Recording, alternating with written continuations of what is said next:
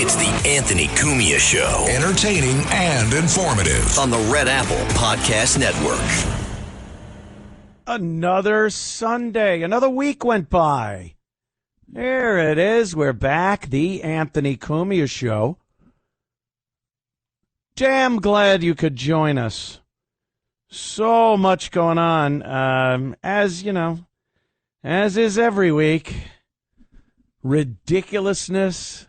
Immaturity, stupidity, moronic behavior, all the fun stuff we love talking about right here on this very program.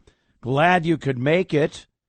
I guess, I started the top of the show talking about that ridiculous kiss cam from the Coldplay thing. I'm so tired of it. But like I said, it just opened up a lot more,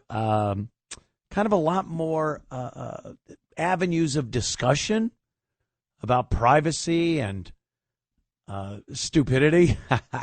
Look, we've all had our indiscretions. But I think when you're a billionaire and the head of a huge company, maybe you got to be a little more subtle with things. You can't act like you did with your buddies, hanging out with your buddies. You used to do that. Hey, don't tell this one I did this. I went out with this girl. Like, what are you, crazy? You don't do that.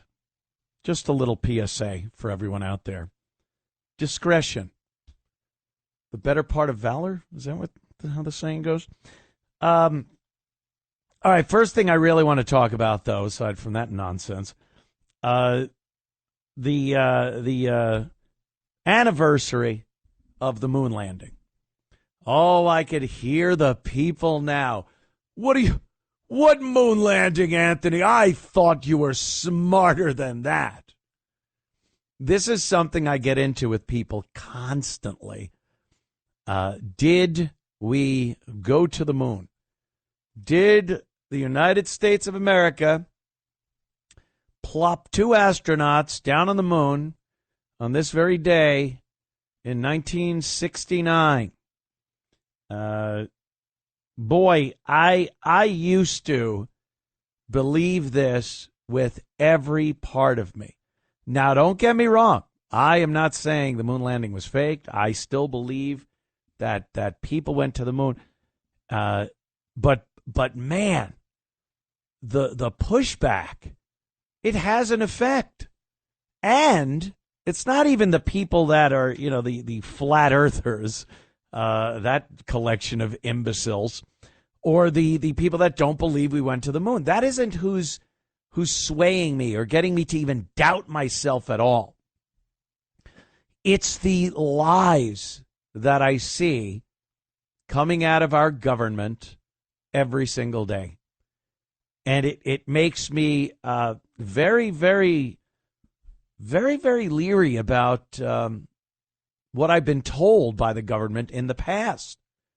Things I believed and didn't have a doubt. Absolutely believed it. And when you used to have to take that little bit of leap of faith, you'd give the benefit of the doubt to the government. Because, look, the moon landing is one of those things that we don't have tangible proof where I can look at something or feel something or have experienced something that guarantees we'd been to the moon. I've seen pictures, and I believe them, videos, artifacts that are still on the moon that have been seen by other spacecraft, by telescopes right here on Earth. So that would lead me to believe that, yes, we have been to the moon. But you have to have a bit of faith in who's telling you that, because everything you see is kind of secondhand, You're not really seeing it for yourself. I'm being told this is a moon rock when I go to the Smithsonian Air and Space Museum and I take a look at a moon rock. I'm being told that's a moon rock. So I have to have some faith. that the people telling me this are telling me the truth. And, that faith in the government has absolutely been eroded away over the course of time. So, 8-year-old Lil Anthony sitting there late at night watching the coverage of the Apollo 11 moon landing, Neil Armstrong and Buzz Aldrin with Mike Collins orbiting the moon, waiting for them to finish up, dock up again, and then return safely to Earth as heroes. Heroes. And, from that time, or at least from the last Apollo mission, Apollo 17, I believe that was 72, we just kind of had people saying it never happened. And the one thing I always used as the argument is, why would they lie, first of all? And how could you get away with such a giant conspiracy? We landed on the moon. Millions, billions. The whole planet watched. And it went off without a hitch. Nothing, a big spotlight didn't fall when they were showing Neil Armstrong taking those first steps on the moon. I didn't see any strings. It looked to me like I would have imagined a human being walking on the moon would look, with less gravity than we have here and no atmosphere to speak of. So I believed it. Now we're in 2025, and all I've heard about everything is how our government has lied to us. And I want to believe we went to the moon, and I still do. Like I said, I still do. But I may be just banking all that on this nostalgic trust issue and the fact that I want us to have gone to the moon. And I don't want to, and I think this happens with a lot of lies that we get from the government. You don't want to feel vulnerable or stupid.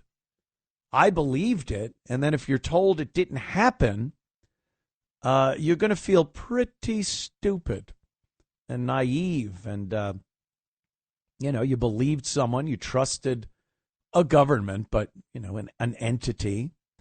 And then you're told you're a jackass. So, maybe some of that factors in. But here's the other thing. On the other side of it, why I truly do believe we went to the moon, and it's not so much the government just telling me, and that's all the proof I have. I enjoy science and astronomy and astrophysics and all the things that make it possible for space travel. And it just makes sense. Everything that was put out there that brought us to the moon makes scientific sense. And everything I hear from the skeptics and from the people that say we never went and we definitely didn't go, it just seems like they're coming up with these reasons and pseudoscience to tell you why we didn't go. And a lot of these can be refuted without somebody having to just say, well, they told me. It's, some of it is basic physics. Some of it's common sense. And a lot of the things that they use to try to tell people that we never went to the moon, they can be easily debunked. So I do believe that in 1969, on this very date, July 20th, we did. I believe we did go to the moon, and Neil Armstrong and Buzz Aldrin set foot on the moon, did a couple of experiments, plopped that American flag down there, took off, linked back up with the command module, and safely returned to Earth. I still believe it based on science, not because somebody told me. But again, let's look at the stuff we're seeing. And we're going to be talking about this tonight. Obviously, the Epstein files that Donald Trump has gone off and said was a Democrat hoax. Can I believe that? I mean, I voted for Donald Trump. I support him as president.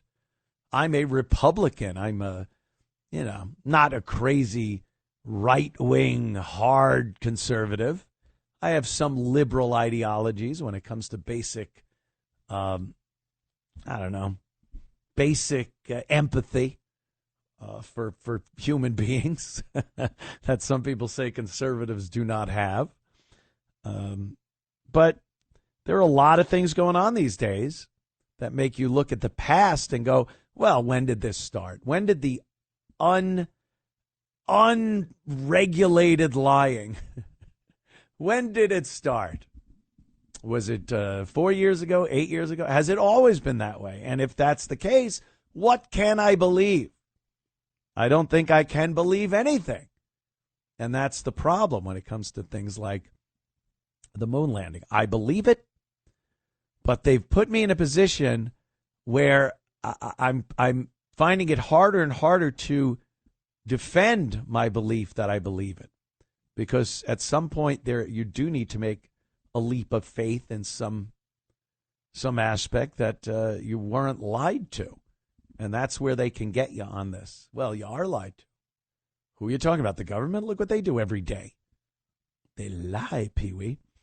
So we'll be talking about that a lot more. Of course, we have Clown of the Week coming up. A new person, not the usual, but somebody that obviously they're a clown because they work in an industry full of clowns, some of which we've featured on this program.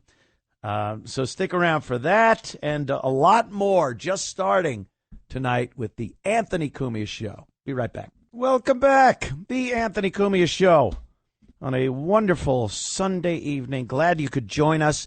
Just talking about the anniversary of the moon landing, 1969, July 20th.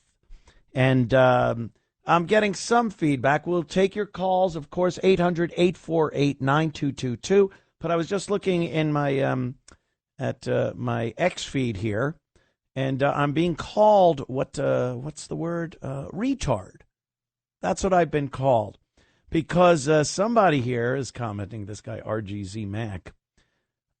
What about the Van Allen belt, Anthony? And what about the phone call from Nixon to the guys on the moon? See, again, these are things that they come up with that are easily refuted.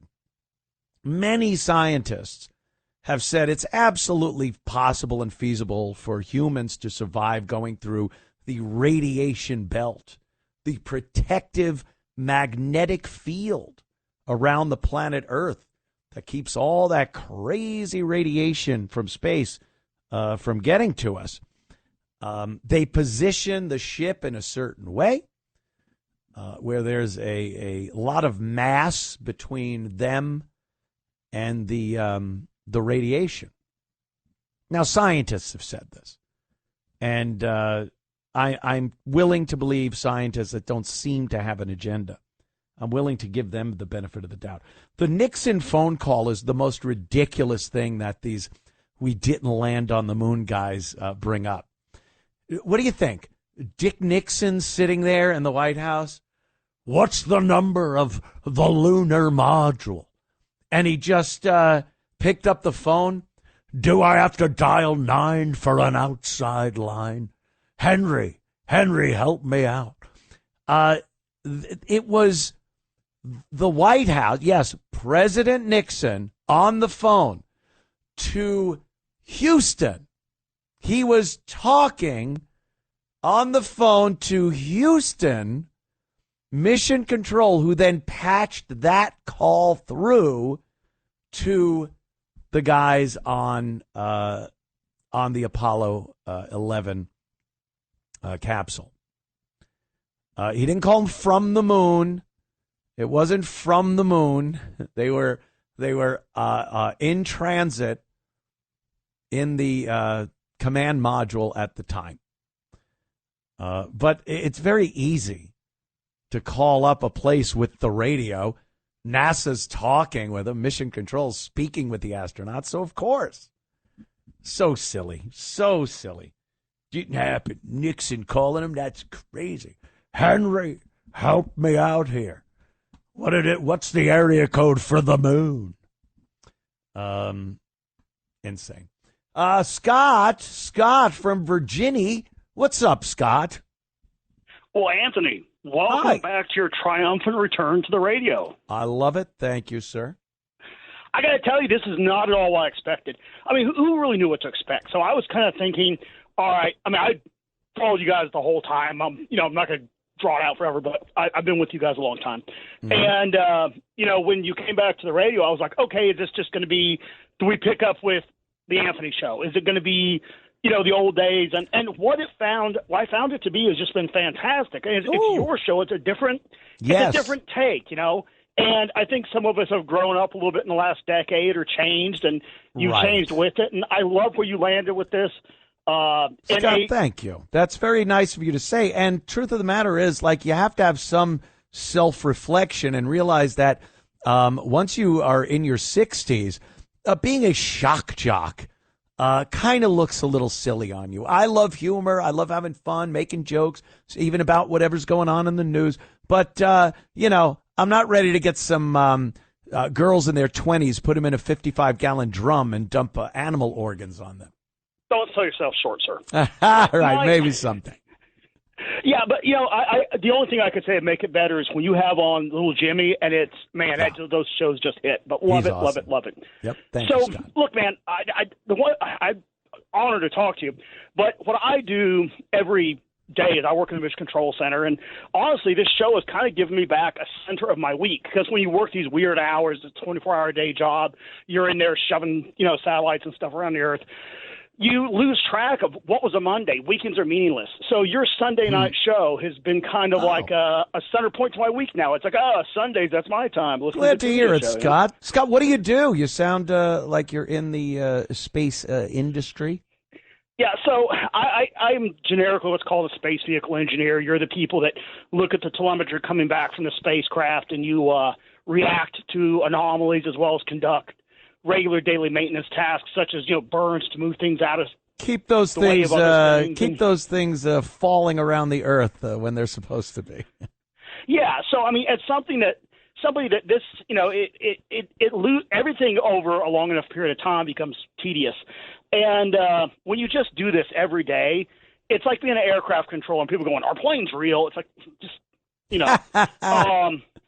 But so you're not one to a couple things. You're not one to believe there's a firmament and we've never sent anything into space and there is no space. You're not that guy? Not at all, because that's my day job.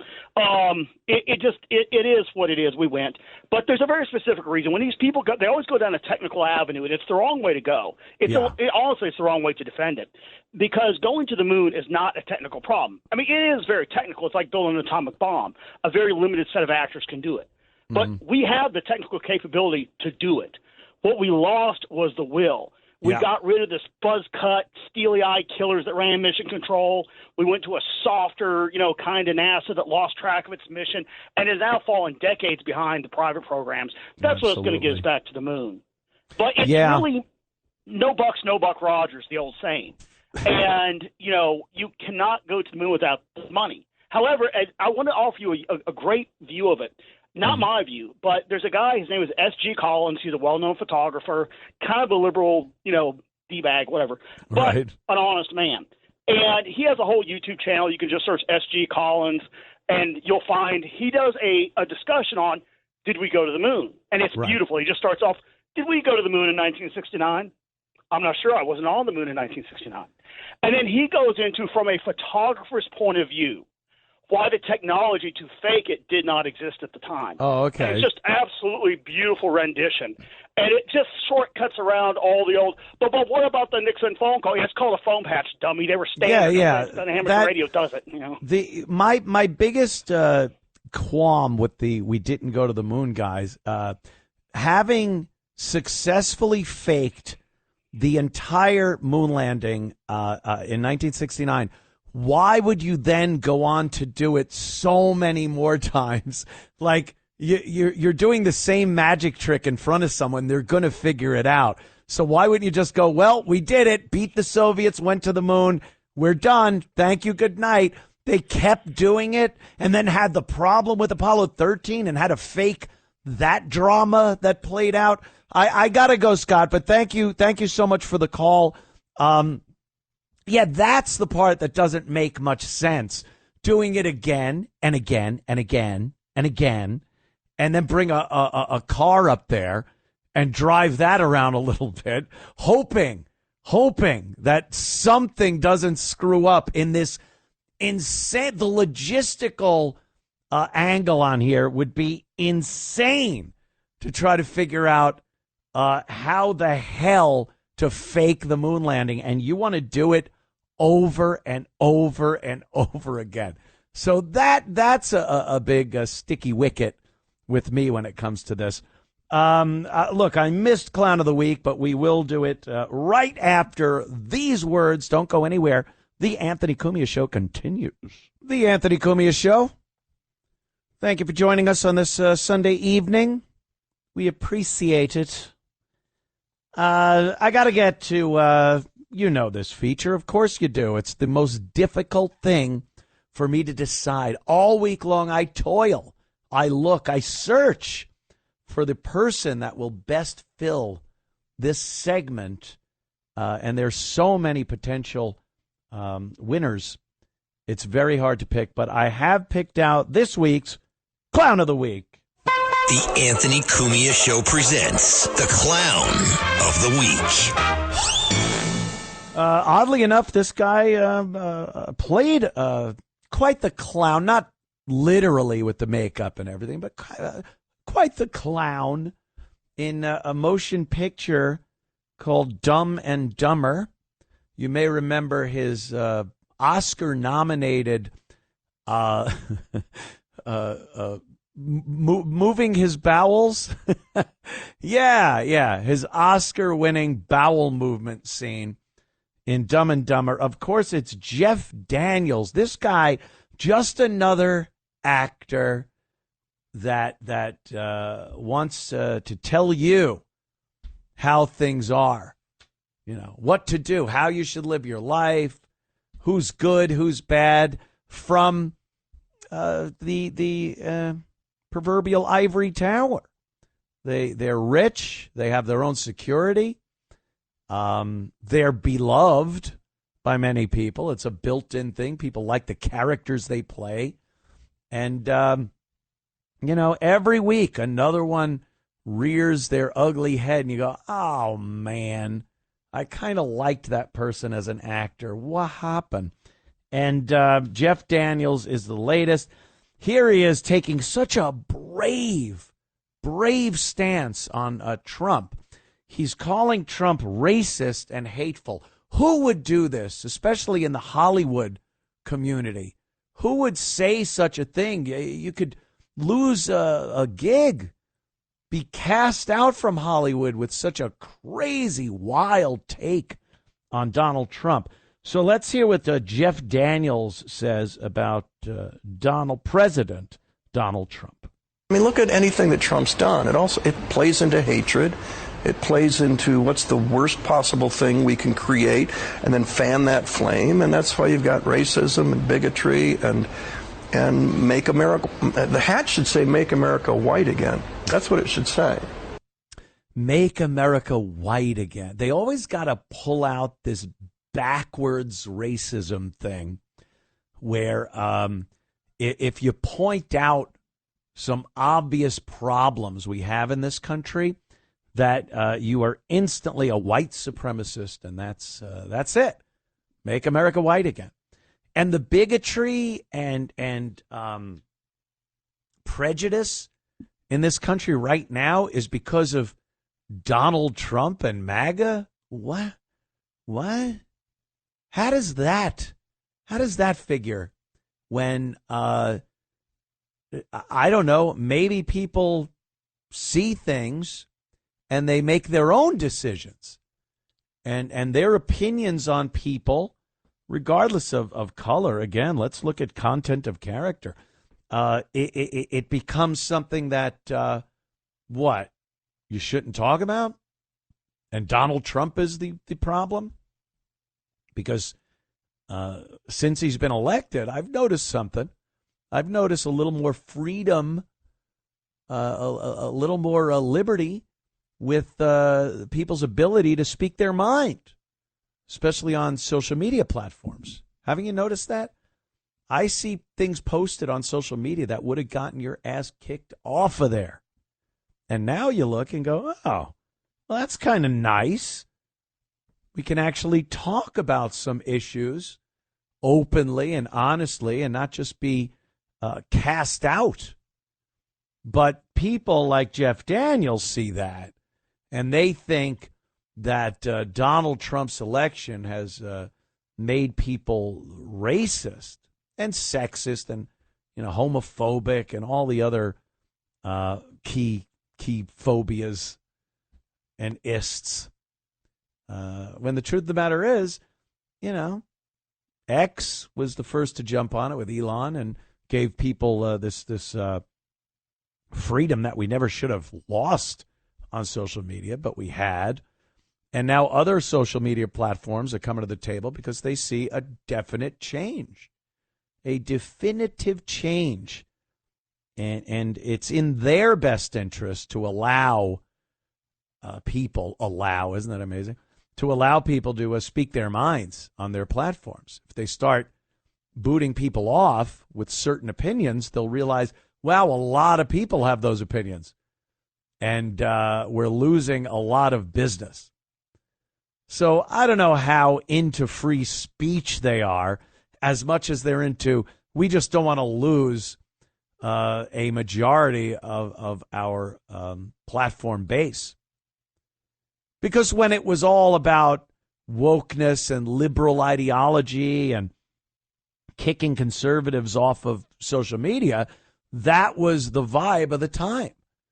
The liberals were the ones that were mostly speaking and coming to these platforms in great numbers. Now it's the other way around. And they realize that it's good business sense to allow people to voice their opinions. The other thing that comes to mind is the the Colbert Show. Yeah, the Colbert Show being canceled. This is a good sign. It's a good sign that times are changing. This late night nonsense, these 3 or 4 guys that get up there on a nightly basis in front of a very small crowd of people. I mean, their ratings are terrible. And they get up there and talk garbage about conservatives and people that have differing opinions than themselves and liberals.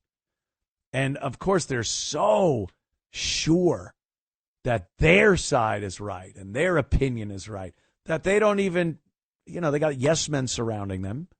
So they just keep blathering on about liberal agendas and how awful Trump is and MAGA and conservatives. And they don't have an audience. So when you got someone like Colbert, I hear tell Colbert was losing, the Colbert Show was losing upwards of $40 million a year. They put a show on, you hope it makes money, and television these days, very difficult.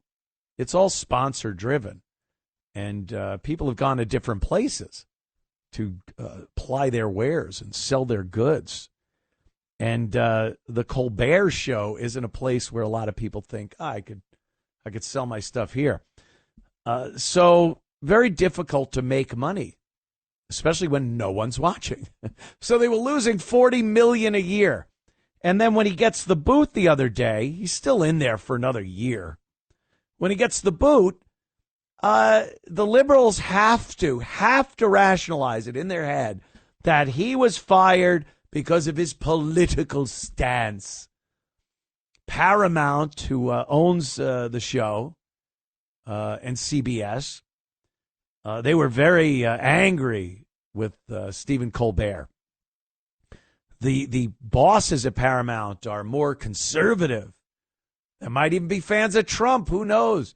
So when Colbert bashes Trump and bashes the network for shelling out millions of dollars to Trump because 60 Minutes decided to lie and Trump sued, which is great, and won his case, they looked around and said, we got to get rid of this Stephen Colbert guy. He's a liability. Well, it's not really what he was saying, because who cares? He had a small little audience. That was the problem. Losing $40 million a year is the problem. Do you know the Stephen Colbert Show employed 200 people? 200 people to pump out a mediocre milquetoast type propaganda for the left-wing program every weeknight. 200 people, writers, all the everyone from Colbert to someone that brings Colbert his tea and coffee. 200 people. You know how many people I have working on this show? Besides the people at the studio who are employed by the various radio stations around the nation. Me, I'm here right now. Oh, there's a dog outside. He doesn't help much. Sometimes he interferes with the program. But, there's something to be said for a entertainment personality that needs 200 people to lose $40 million a year. And then when he gets fired, the people that, the few people that enjoyed what he was doing have to blame it on Trump again, the government, the Paramount, the company that owns CBS. It's such a goof. It's such a farce. He was fired because he's not good. He's just not good. And as far as I'm concerned, my personal opinion, folks, he should have been fired halfway through that vax bit he did. You remember during COVID, I'm sure you do. We've all seen the disgusting clips.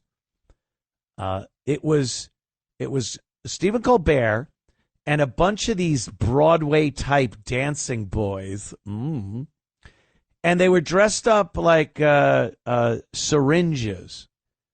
And the title of the bit on the screen was The Vax Scene. Like, yeah, man, this is some heavy scene. And Stephen Colbert's dancing around with these, femboys, these fembots dressed like syringes, selling the vaccine to his audience through a ridiculously cringeworthy song and dance number. And in hindsight, what we know about the vaccine, the tyranny we saw from the government and local law enforcement agencies that were puppets of that regime, arresting people for not having their masks on. I remember in Jersey, a gymnasium, as they call it, a gym wanted to open up and just said, I'm opening. This is my business. I'm opening. And the guy was arrested multiple times. I think people like putting that out of their mind, that we went through a time where you could not open your own business, your livelihood. You weren't allowed to go to work. And Stephen Colbert's doing a little prissy-prancy song and dance number with guys dressed like vaccine syringes. That should have been it. That should have been it right there. Goodbye. But it kept going, and all Stephen Colbert did was just toe the company line and pump that propaganda out. And I am not just calling out Stephen Colbert. They all do it. Jimmy Kimmel is a disgusting display of propaganda. Every night he gets out on that stage and does his show, he's just spewing company propaganda. That's what we see. Even stupid Jimmy Fallon. Oh, that poor bastard. You see him lately? He was in, what was he doing? He was doing a little dance number in shorts. It was embarrassing. I can't even talk about it, how embarrassing it was. But he seems like the least harmful of the rest of them. You know, what are you going to do? You're going to crack some eggs over your head like a goofy guy, and that's it. But, you know, Colbert and Kimmel, those two, toxic. And, you know, Kimmel's not doing very well either. And I could see at some point networks understand. They understand what's working, and it could change very quickly. It changed very quickly in November when Trump was elected, and in January when he was inaugurated, and when some of his policies started coming into play, especially the deportations and sealing up the border, and the support that garnered from Americans. If you're trying to make money, which is what the networks do, they try to make money, you're going to just change your tune very quickly. So they'll fire a guy like Colbert or even Kimmel if they're not giving them what they want. And you know, the propaganda still gets out there. That's not the biggest point. Let's see. What do we got? We could probably take a quick phone call here. People still talking about the moon. Mario from Rockland. Mario, what's up? You're somebody that does not believe that we went to the moon. Correct. Right? Although, to play devil's advocate, it is pretty hard. I mean, you can't have two. The only way you can have two people keep a secret is if one of them's dead. So that is true. How they pulled this off, I'll never know. But let me give you my take on it. All right. Real quick. Go back to the beginning. You know, the Mercury and all that business. It was during the Cold War, correct? Yep. So we're in a space race. The world was much larger then, not like today. Somebody farts on the other side of the world. It's on the internet 3 seconds later. Sure. So back then, people were not so informed, the whole 9 yards.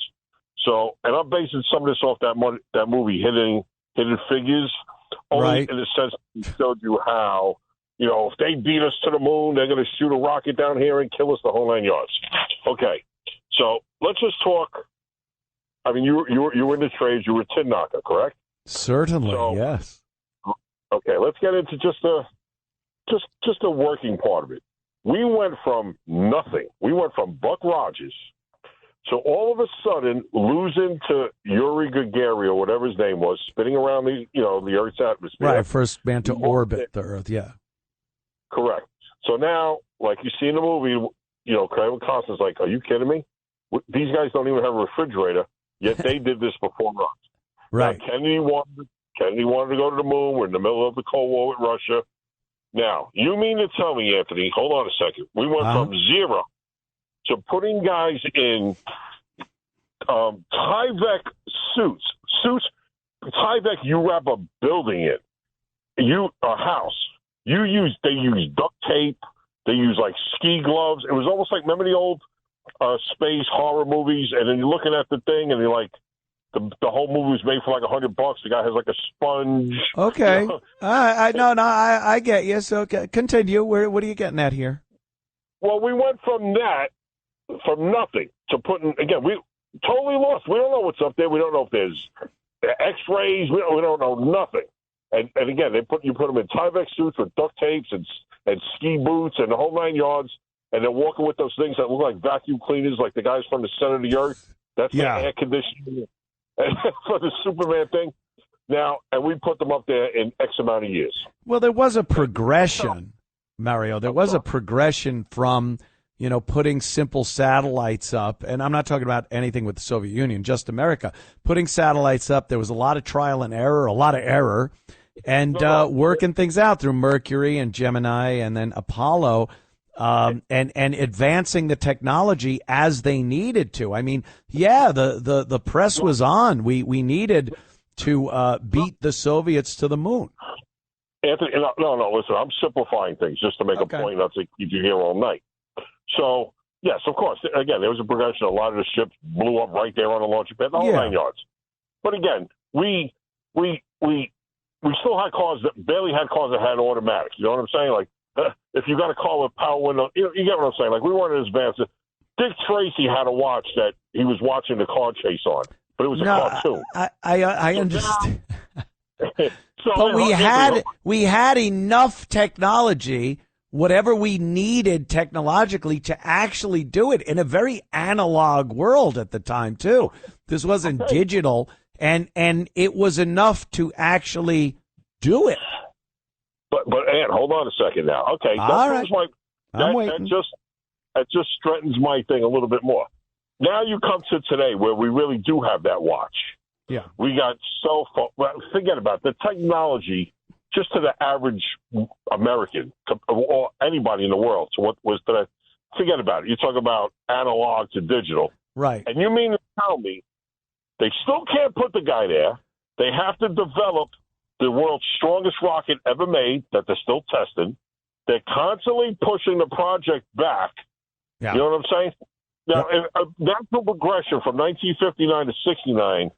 And then the progression from 69 to today, we should be able to drive to the freaking moon. All right. So, Mario, I gotta take a break, but I will address what you're saying on the other side, as they say. Thank you, Mario. I appreciate what he's saying. I wanna talk about this. We'll be right back with more of the Anthony Cumia Show. The Anthony Cumia Show. Yes, it is. By gum. Mario was just on the phone, and before the break, he brought up some concerns. Maybe how we didn't go to the moon. A lot of people talking about this. What a topic on the anniversary. Was it 1969 on this very day, July 20th? Neil Armstrong, Buzz Aldrin set foot on the moon, and some people don't believe that ever happened. Just do not believe it ever happened. So Mario was talking about it, and he brings up a lot of the points that the anti-went to the moon people bring up.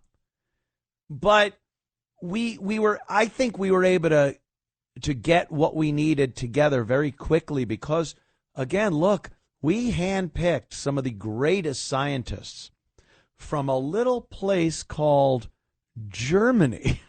From the 30s and halfway through the 40s, Germany.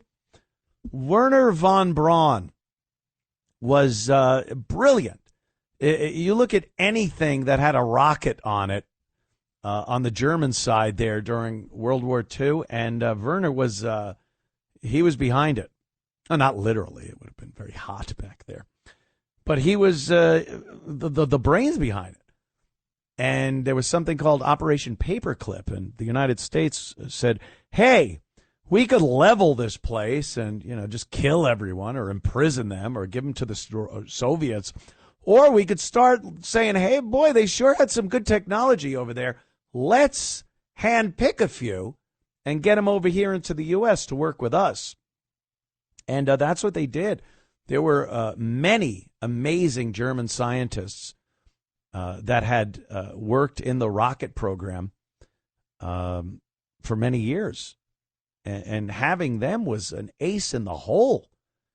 And the fact that we went from simple satellites to the Apollo mission so quickly, in a decade, within the next decade, we will go to the moon and do those other things. What other things? Maryland? What are you talking about, JFK? Those other things. And that's what we did.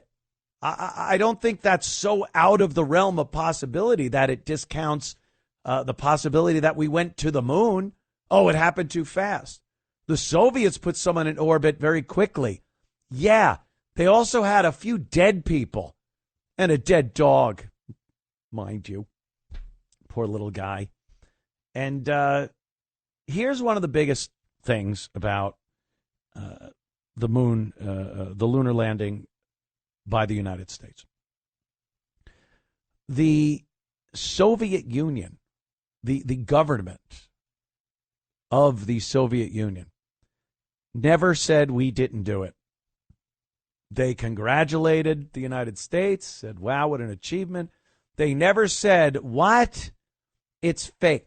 Don't you think the Soviet Union would be the people that would have looked for anything to try to say, you guys are liars, you did not do this, you are not amazing? Great Soviet Union is amazing. We went to moon, you do nothing. That would have been number one. But all these nations around the world, friends and enemies at the time, never went public and said, that's a lie, look at this. We are able to look at their telemetry.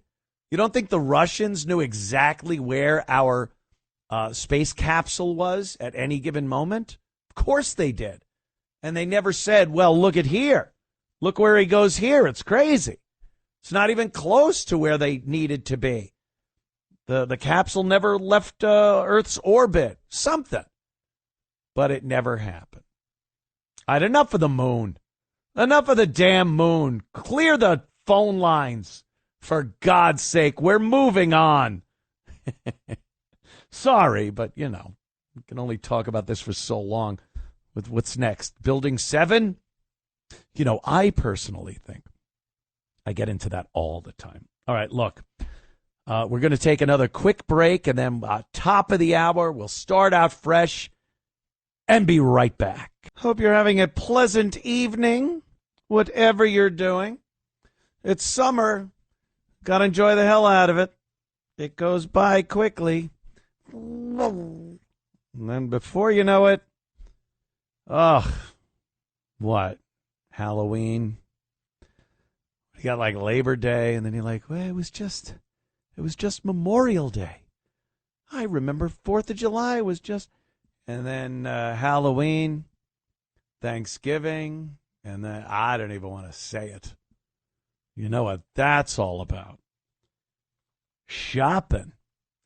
It's still July, but it does go fast. So, you're having a great weekend. Just, take in a deep breath and enjoy it.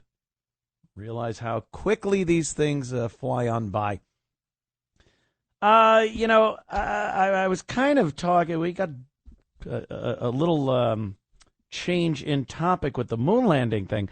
But I was talking about the Trump Epstein thing and the fact that he's saying it's a hoax. And this is already old news. We're already past this. We're on to the Russia collusion part 18, where Obama goes to prison. And it's madness. But let's not get ahead of ourselves. I do want to address the Trump Epstein files thing. It happened last week in between my Sunday shows. So I do want to talk about it a bit. Look, I love Trump. I support him. And I hate even doing this preface before I talk about this. But there's so many jackasses that listen, and then they call you out and go, oh, that's it? You done with Trump? Would you rather have had Kamala Harris? Relax. Relax. I support Trump. I love what he's doing. There's not a scenario that you could find where I would have voted and felt like I should have voted for Kamala Harris. Ain't going to happen. Would never happen. You know, I was talking about my good buddy Dave Smith, good friend of mine, Legion of Skanks. He does the show over there with the Legion of Skanks guys. He's one of them. Smart guy. But I'm not going to go, hey, I apologize wholeheartedly for voting for Trump and for telling you to vote for Trump. I'm not going to do that. I'm glad Trump is in office right now. I love that the border, statistically speaking, there are 0 illegals crossing the border right now. How the hell did that happen? But I love that. I love that ICE has been given a budget that transcends many countries' military budget. I love it. Good. Keep it going. Get them out. And, the tariffs, I don't mind the tariffs at all. I like it. I think it's showing the world, like, you got to step up. We're not your ATM anymore. We're not your ATM. NATO, telling NATO, pay your fair share. So anytime I want to hear the word fair share, it's where NATO's concerned and not American taxpayers. So I like what's going on. But you say something you don't like, and all of a sudden you're a piece of crap, and Trump is the greatest, and you abandoned. No. Did we preface it good enough, people? Are you all right? You in control? Because I cannot stand the way this Epstein thing has been handled by the Trump administration. Cannot stand it. I feel deceived. I feel like lies were told and supporters were deceived by the Trump administration and by Trump. When he was running for office and campaigning, we heard from a lot of people, and him in particular, that it would be a very transparent administration. And, while I've heard from people that he didn't literally say, hey, the Epstein files, we're going to find out what pieces of garbage were in that, and we're going to expose it. And so, he brought up Epstein a few times and brought up these files and the flight log and who was on them. And now he told us it's a hoax. And if you want to sit there and believe what the Democrats are feeding you, that he doesn't want your support anymore. And I was saying on the internet show that this is the most childish reverse psychology thing. You ever watch those shows where there's the parents and the kids, like a sitcom, and then they want the kid to do something, so they tell him kind of the opposite, or they make it sound uncool to do what you want. Like, oh, I want the Epstein info out there. Oh, you do? No one wants that. The Democrats. What are you, Democrat? And then you're like, no, I guess I don't. Like, it's a very immature way to try to manipulate very loyal supporters. If any president's supporters were loyal, they're Trump. They're Trump supporters. The most loyal you'll ever see. They we were able to see past all the I almost said the BS word, the nonsensical trial and convictions, felony convictions, and the allegations of rape and sexual misconduct, all that stuff. And we went, nope, we are voting for this guy because I like what he says about things I think are important to this country. And then it's like, really? Epstein, who? Wow, were you still following that guy? Well, then we don't want you on our team. And, anyone with half a noggin is going, oh, stop. It's so juvenile. It's an immature way to kind of try to get your supporters to get in line. And not even good. I was insulted by a lot of that. Here's Trump actually talking about the hoax and trying to get his supporters to go, yeah, it's a hoax on the Democrats, and I don't even care anymore. Let's listen to Donald Trump here. Yeah. Will you ask Attorney General Pam Bondi to release more documents to finally put this controversy to bed? Yeah, whatever's credible, she can release it. If a document is credible, if a document's there that is credible, she can release. I think it's good. But it's just a subject. He's dead. He's gone, and.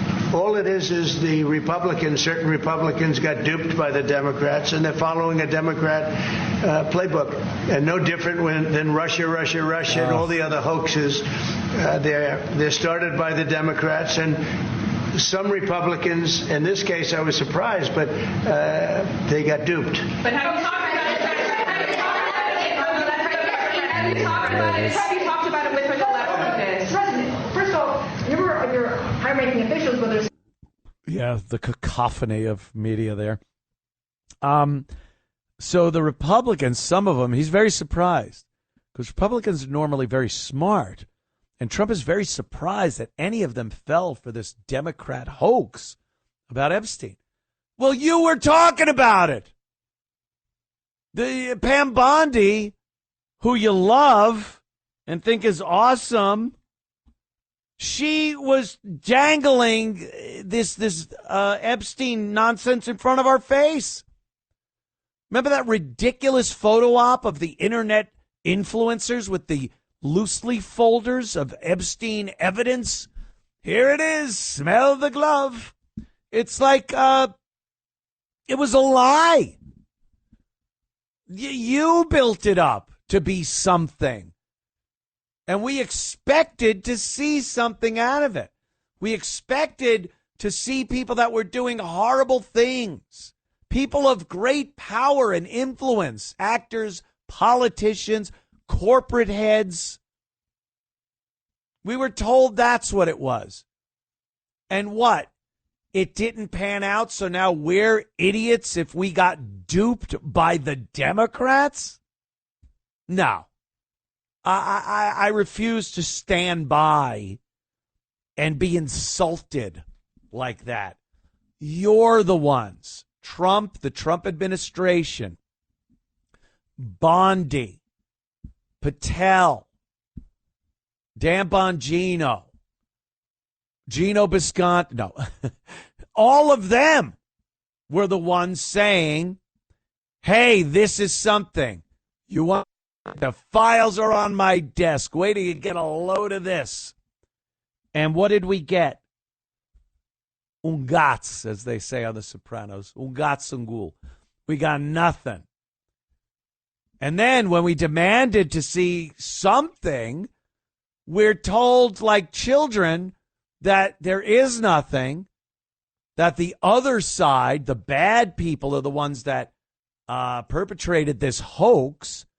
And you're an idiot that we don't want on our team if you mention another word about it. Well, I don't like that. I don't like that at all.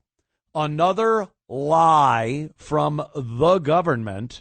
And, it's Trump. I get it. Look, I don't like seeing Donald Trump act like a career politician either. But I don't know what else to call this. This is every single career politician you've ever seen.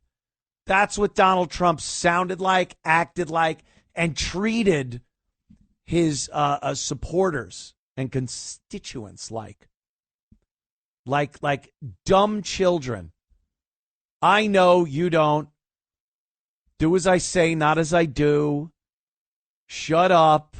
This is the truth. And I'm, you'll bitch at me for getting down on Trump because of this instead of going, yeah, that makes sense. Why the hell would we sit back and take this when they were the ones presenting this as a big thing? Back in a flash with a lot more and your calls, 800-848-9222. Back in a minute. Anthony Cumia Show. The Anthony Cumia Show. just talking about this, the Epstein files and the fact that Trump has gone on record as saying it's a Democrat hoax. And if you were bamboozled by the Democrats and you believe it, that you should no longer be a supporter of his or be a MAGA guy. I have to turn in my MAGA hat. No, I'm still a P1, a number one supporter of Donald Trump. I like what he's doing. If you think you're going to get a president, and a lot of people have this problem these days, if you think you're going to get a president that every single thing he does is everything you've ever wanted in a president, never does anything contrary to your beliefs or your wants or needs as an American, you're a mental patient. You belong locked up in a padded room, because there's never been a president like that. Obviously, there are many different ideologies in the American population. And, the president's just got to do what they feel is best for the country. That's what's supposed to happen. Look, what really happens, it's a whole nother animal. But you weigh it out, and I don't like the way Trump had and has been and is handling this Epstein thing. Don't like it. It seems dishonest. And it seems like he's using this juvenile form of reverse psychology to keep us on board. You're not cool if you don't believe that it was a Democrat hoax. And if you're not cool, we don't want you on our cool team. I mean, that's fifth grade stuff right there. So I don't appreciate that. Like I said, it's insulting. But right in the shadow of the Trump Epstein thing, don't we have one more clip? I think there's one more clip of Trump talking about the Epstein thing that I had sent up to you guys. If we could play that one now. Oh, no, it was one clip. That's fine. That's fine. It's pretty much the same thing. It's just a little more insulting. Anywho, the Epstein thing now is kind of in the shadow of this Russia collusion gate thing. We've seen this now for how long? 2016. Hillary, Podesta, Obama, all the usual suspects that were crying that Russia was actively campaigning and colluding with the Trump campaign to get him elected. Russia wanted Trump. They did not want Hillary. And they were very effective in their collusion and all these things. And I mean, for years, we've seen evidence to the contrary. We never saw real evidence. And we saw people like Comey and that piece of garbage Schiff and Hillary.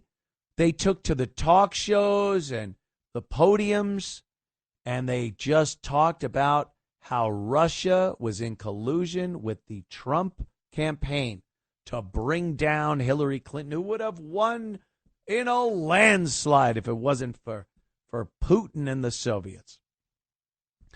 So now what we're seeing, as a matter of fact, Trump just posted something on one of his social media sites, Truth, I think. And it's a video of him and Obama sitting in the Oval Office, I guess when Trump was first elected, and they're sitting there in the usual seats in the White House.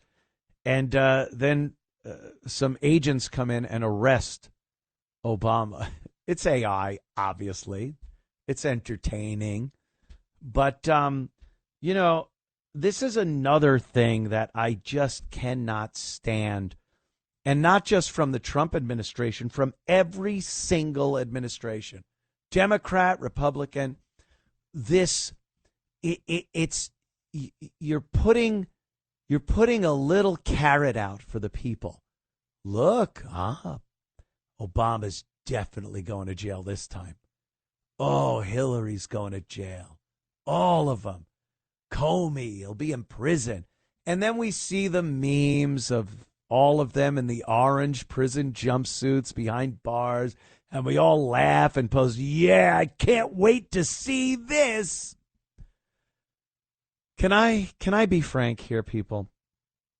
You're never seeing that from either side. If you're a Democrat listening to this, first of all, you're insane. You're a glutton for punishment. Or a Republican. It's never going to happen. You're watching a soap opera. The government is Days of Our Lives. It's General Hospital. You watch them, and situations happen, and you go, oh, this is going to be awesome. This is finally going to happen, and it never happens. This is something that's never meant to happen. You want some type of justice? You want accountability for the government doing something wrong? Aw, that's sweet. You are adorable. It's never going to happen. If you think right now, you've been reading social media posts, if you think that Barack Obama is going to be arrested for this Russia collusion hoax, this treason, this coup. It's a coup against President Trump during his first term. Russia, collusion. You really have this fantasy of Barack Obama in an orange jumpsuit, that sound, the big metal bars on that steel track. Get out of here. Go down. Lay down. Here's your food, Barack. Here's your grub. Barack Obama making license plates. Find another. If it's a fantasy, fine. You do whatever you need to do with that fantasy in your head. But truth be told, that's never going to happen. Or to Comey, or to Hillary, or to Adam Schiff, or any of the other cast of characters on this side of the they need to go to prison scenarios.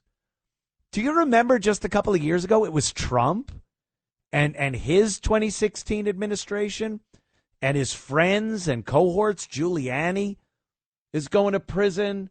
The My Pillow guy was going to prison. I mean, this was just a couple of years ago. How many times do they have to bat that tennis ball back and forth before you realize it's a big game? You're the audience watching, all captivated by it, and it doesn't really, nothing ever really comes to fruition. So enjoy it. Be entertained by it. Make some memes. Have some fun.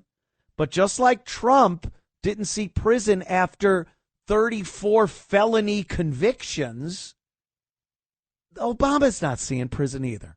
And neither is Hillary. Make your memes. I love them. I look at them. All right, we'll be back in moments with more of the Anthony Cumia Show. Hey now, the Anthony Cumia Show. Thank you so much for tuning in. Look, maybe I'm wrong, okay? I thought about it for a minute, and maybe I'm wrong, and there will be some type of justice. Justice will prevail for this treasonous act, this coup attempt using Russia and a collusion between Trump and the Trump campaign and Russia. Maybe we'll see some justice, because I know Tulsi Gabbard is on it. She's on it. So I got to assume things will happen. Let's listen. Maybe this can change my mind, because Tulsi says she's going to look into the Russiagate and seriously prosecuting the people responsible for this treasonous coup attempt. Here's Tulsi. We are referring all of the documents that we have uncovered to the Department of Justice and the FBI for a criminal referral. Oh, I'm sold. Yeah. And do you believe that we will see prosecutions? I mean, our audience wants to know where this story goes from here. Will we ever see anyone held accountable for this incredible lie on the American people? Bartiromo getting on her. I will do all that I can, and we have whistleblowers, actually, Maria, coming forward now after we release these documents, because there are people who were around, who were working within the intelligence community at this time, who were so disgusted by what happened. We're starting to see some of them come out of the woodwork here, because they, too, like you and I and the American people, want to see justice delivered. So we're going to provide everything that we have, everything that we will continue to gather to the Department of Justice for that direct intent and that direct purpose. There must be indictments, those responsible, no matter how powerful they are and were at that time, no matter who was involved in creating no one's above the law. Treasonous conspiracy against the American people. They all must be held accountable. Yes. So do you expect, just to be clear, do you expect indictments and prosecutions? I'm not a lawyer. In my view, we have the evidence to be able to move forward and bring about justice. Yes, to prosecute and indict those responsible. All right. We have whistleblowers. Whistleblower, he needed the money. Ugh. What are we listening to there? More vague nonsense. And don't be mad at me, you bastards. Don't be mad at me for saying this. Oh, Anthony, what? Tulsi Gabbard's awesome, and this is awesome, and Bondi, and what am I supposed to think? First of all, let's bring it back to the beginning of the show. I'm supposed to not believe we landed on the moon because the government lies, but I'm supposed to believe something as vague and stupid as this? That there's going to be some justice, some accountability on the part of the treasonous people responsible for Russiagate? Stop it. I'm just tired of it. I'm tired of the lying. And just the misdirection. And it's both sides. They're exactly the same. I don't like saying that as much as you don't like hearing it. This is exactly like we're going to hold them accountable. Donald Trump is a felon. And we will get indictments and this and that. And would they nail him on some BS building thing, assessing his property. 34 felonies. And nothing happens. Thank God. I definitely didn't want to see him going to prison for that nonsense. But, I mean, really? You're going to see Barack Obama on the stand or taping a deposition and getting all tripped up, and they go, aha, get up, turn around, put your hands behind your back, Barack Hussein Obama. You're going to the big house. It's ridiculous. And Tulsi, how different is she from her counterpart on the Democrat side? Saying the same thing. And she won't even say it right out. Because Maria Bartiromo is saying, so, just to make this clear, you plan on getting indictments. Well, I'm not a lawyer, you know. We hope to move forward and get justice. And all this nonsensical talk that means nothing as far as the bottom line goes. And you want to talk distractions or things to just, Are you not entertained? That's what they're doing. Bread and circuses. We're all in the Coliseum, and we see the gladiators and the lions and the execution and the promise of action, and then, you know, the people up in the stands, the emperor and the Senate, and they're just doing what they do. And you're fixated on Maximus. That's how this game works. And you better believe it, or you're just going to be bamboozled 1,000 times. Look, I didn't see this right from the get-go either. I was in there with everyone else. Yeah, cool. It's going to prison. Good. And then, my pillow guy. I use a pillow in prison, and I really like it. Nothing happens. There's some civil lawsuits that will break people. I've seen that. That's a shame. But, you know, your visions of these people in the orange jumpers in prison, laying on the bunk, it's all it is. A fantasy, a meme, whatever you want. Let's see who we got here. Casey from the big Detroit. Hey. What's up? How you doing, Casey? Hey, Anthony, how you doing? Good, hey, man. Listen, you're funny, but you're absolutely right. But here's the one problem with that Russia. Yep. They tried to impeach the guy, and they didn't get it done. If they had control of the Senate, they would have got it done. Right. And so somebody has to be held accountable. Unfortunately, nobody will. And then the other thing, too, is that when he was out of office, they tried to put him in jail 4 or 5 times. Yeah. It's crazy stuff. It's really, it is treasonous.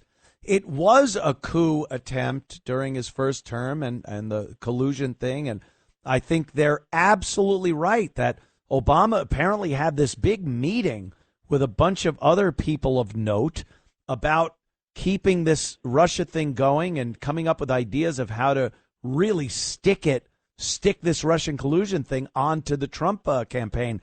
So, yeah, but it doesn't, just because it happened doesn't mean we'll ever see anything come of it as far as justice goes. We just don't.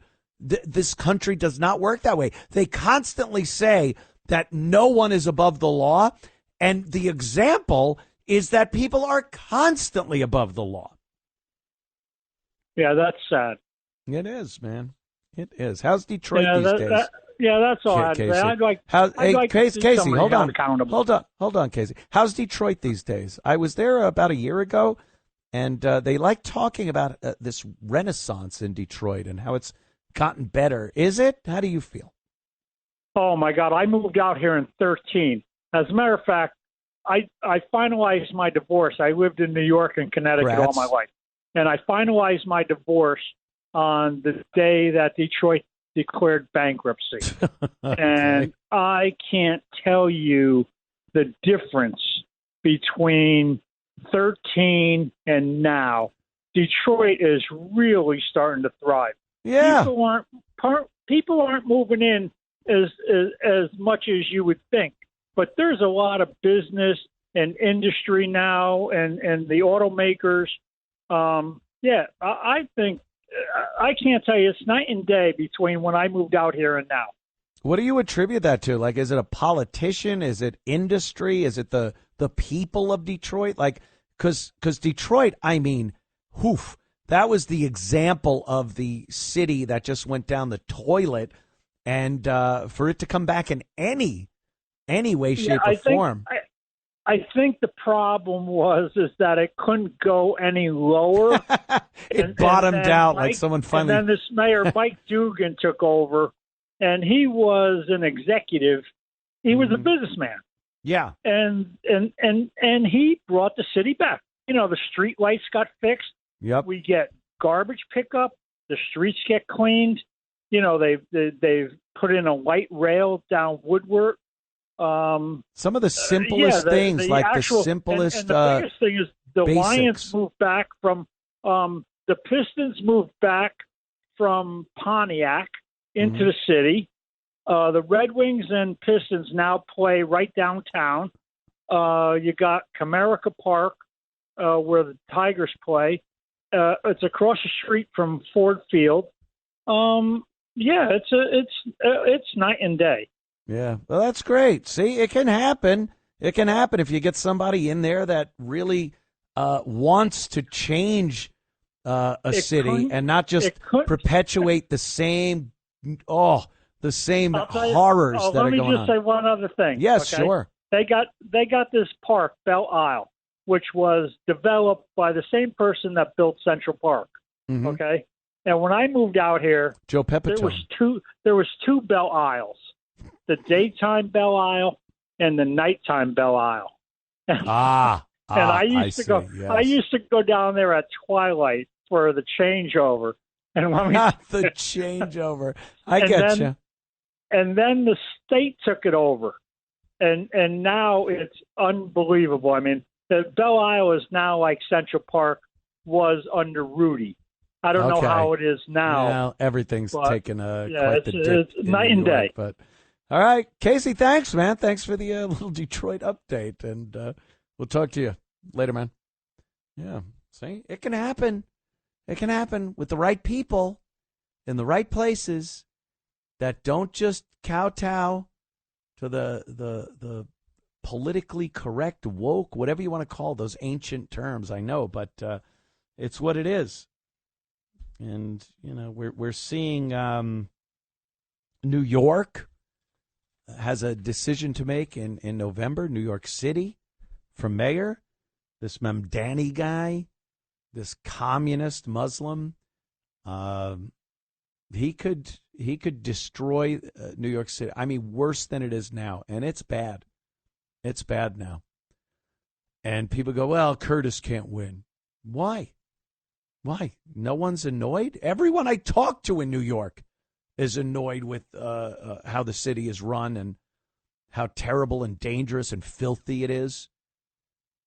And if you got Adams and Cuomo and Mamdani splitting that Democrat vote, that left-wing vote, maybe if enough Republicans get off their ass on Election Day and get out there and vote for Curtis, it could happen.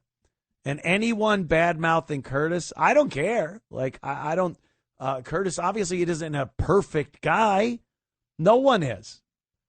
But you tell me that Adams, Mamdani, or Cuomo are better suited to fix New York, pull it out of this mess it's in, than Curtis, then I don't know what to tell you. You're blind.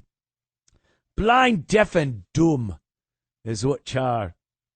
Mamdani, I guess when we come back, we got a little time before a break, but we'll talk about Mamdani and then this other guy, this guy in Minneapolis. He's another Islamic. This guy's from Somalia, and he's a socialist, a Democrat socialist, and he's been anointed by the Democrat Party to run as the Democrat candidate for mayor of Minneapolis, Minnesota. Now, Minneapolis especially is a disaster. I guess I was schooled because I said Obama's the one that brought in all the Somalis, but Clinton had a hell of a lot to do initially with making Minneapolis and other areas of Minnesota little enclaves to collect these Somalis that are being brought over and dropped off in the United States of America, in Minnesota, in Minneapolis, and getting a foothold. And then they vote in Somalis and Muslims, and it spreads from there. And it was absolutely done on purpose. No one can tell me different. Why would you take a group of people from a country and put them all in one area Why wouldn't you distribute them so they're more apt to assimilate to their neighbors and neighborhoods? You take a Somali family, you plop them down in suburbia somewhere where they're surrounded by, your basic Americana suburbia atmosphere. And their kids go to school. They grow up being friends with people of different American cultures. You're Irish, you're Italian. But no, they put them all in one place so they retain this Islamic, this attitude that isn't conducive to being American. Sorry, it's just what it is. You could be mad at me. Feel free. Be mad. Complain. Somalis can come over here and attempt to assimilate, but if you lump them all into one area, there's no reason to. They just took what was going on in Somalia and brought it here. And how is that any good for anybody? But that's what's happening. And they're electing people and filling offices with people that have no want or need to continue the American way of life. They want to turn these towns and cities and then states into what they left, the horrors of what they left, the tyranny of Islamic State, the poverty of sub-Saharan Africa. And then they come here and just want to business as usual, continue it. I understand you want to move into a nice neighborhood, and believe me, this whole big racism thing isn't happening. Neighbors, if immigrants move in, they aren't going to just start going, "Hey, you, we want you out of here." They'd be the first ones to go, "Hi, how are you? Oh, you got kids? Oh, come over for a barbecue. Keep the lawn nice. Work for a living. Don't be detrimental to our little neighborhood." And everything's fine. But they didn't do that. On purpose, they lumped them into one area so it can spread, so it could be in one spot and branch out and spread. And that's what they're doing. And this idiot, we'll talk about him when we come back from the break, this guy running for mayor in Minneapolis, because he's another winner just like Mamdani. Back in a flash with more of the Anthony Cumia Show. Don't go nowheres. The Anthony Cumia Show. Let's go to the phones. Detective Nolan, New York City. What's up, sir? Good evening, Anthony. Regarding your point you raised about there's going to be no prosecution and Tulsi Gabbard already making excuses after the referral. Yep. The best example in recent history is Tony Bobulinski. Here's a guy that was a first-hand witness involved with all the chicanery with the Bidens, went on Tucker's show, made his points, was willing to testify, and still no prosecutions came from whatever and this is a witness, not a whistleblower, a witness. Right, a witness. Yeah. Well, it doesn't matter. They constantly say that no one is above the law, no one's too big, no one is. They say it all the time. And what do we see? That people are above the law, that there are witnesses to crimes that were committed, and no one is ever held accountable for it. It's disgusting. Yeah. Only what will happen is lower people who are either managers or regular folk, they'll see some type of discipline, and who knows what kind of discipline that's going to be. Yeah, they surround themselves with people that take the hit for them. People like, obviously Hillary and Comey, all of them. They all have people, fall guys, around them that take the hit. Yep. Yeah. Yep. Thanks, man. There goes Detective Nolan. This guy, this Minneapolis candidate, I don't even know his name.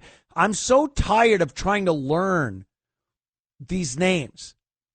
Like, now I just call Mamdani because I don't want to be troubled with having to remember the first ridiculous name either.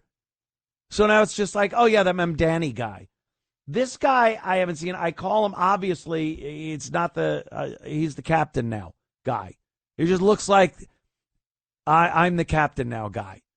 There's a distinct look to people from Somalia. You could crucify me.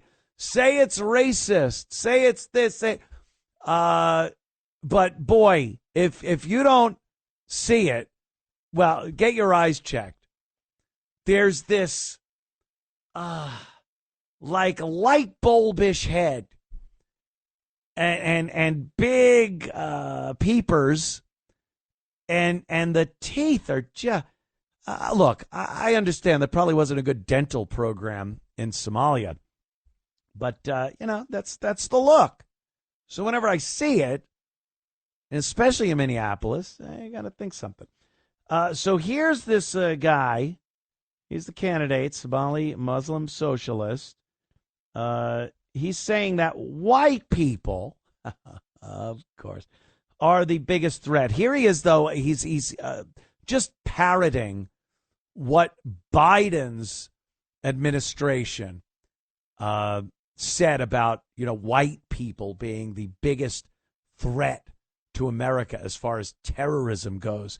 It's your white supremacists. First of all, I'd like to see instances of this as opposed to the unbelievable gang violence we see in just about every major city in this country every weekend.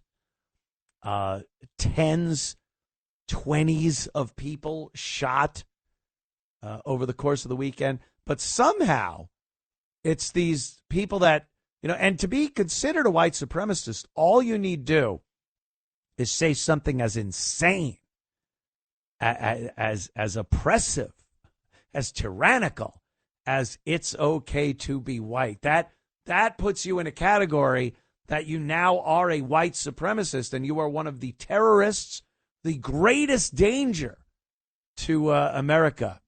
And here he is, a Somali Muslim socialist. All three of those fall into the category of people I don't want as my neighbor. Sorry. So let's see what he says about white people being a threat. We heard them being called terrorists. We heard them being called drug dealers. We heard a lot of insults. We heard that they're a threat to our national security. And that's a flat out lie. You want to know who the real threat is, Madam President? I'll give you a hint. They don't look like our chief author. They don't look like the folks up in the gallery. They don't look like the folks out in the rotunda. They look like many of the members that sit in the front. And you don't have to take my word for it. According to DHS, Madam President, the greatest domestic threat facing the United States comes from, quote, racially or ethnically motivated violent extremists, specifically those who advocate for the superiority of the white race. Not our immigrants. All right. We get it. Of course. Bad white people. That's who it is. All right. Well, there he is. Enjoy Minneapolis. He's going to be your mayor because I have no doubt that he will win. Minneapolis will vote him in. They'll have a big party, and they can continue swirling down the proverbial toilet bowl. Back in so soon. You snap your fingers. We're right back with more of the Anthony Cumia Show. Yes, another hour of the Anthony Cumia Show coming up. Thank you for popping on. Eric in Orlando has something to say about Omar Fatah. What's his name, Eric? Omar Fatifa, it looks like. Fatih. I think that's how you pronounce it. But I just happened to be watching that Captain Phillips movie based on that true story, the one with Tom Hanks where the Somali pirates hijacked them. Yes. This guy looks like the band leader who's trying to hold up the ship. Oh, yeah. Well, that's been a thing that the second his face was put on television, we went, oh, yeah, that's the same guy. It's the Somali kind of look. I don't know where it comes from. I know that certain certain societies have gotten a common look over the course of the years through, maybe some incestuous thing, a little inbreeding, perhaps. I don't know. He's got like a little head and chiclet teeth. It's creepy. It's the I'm the captain now guy. Yeah. Remember that guy?